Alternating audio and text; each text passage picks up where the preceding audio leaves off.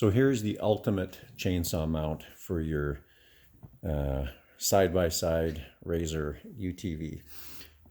If you live where I live and you spend a lot of time in the bush, the chainsaw is a must. I've been out in the bush and would not have gotten home the same day if I didn't have a chainsaw to clear trees that had fallen and get out of there. So chainsaw is a must. Kolpin sells this awesome bracket, but I've modified it because it's meant to mount horizontally, and I did not want a horizontal mount. So the bracket is it's the Kolpin 20044 bracket that I've just shown you here, and you can see when you buy it, it's just one flat surface to mount, and there was nowhere that I could mount this and make it the way I wanted it on my machine. So what I did was I cut. It was very simple. This is the bracket. This was completely straight here. This is the other part of the bracket. So what I did was I cut it. This distance I cut 4 3/4, and then I welded it 90 degrees to have this angle now on it. I took a block of aluminum. You could use anything for spacers, washers, whatever you have. And I've got a 3/4 inch spacer, and it's bolted to the existing brackets on the razor. Just 2 bolts right through there.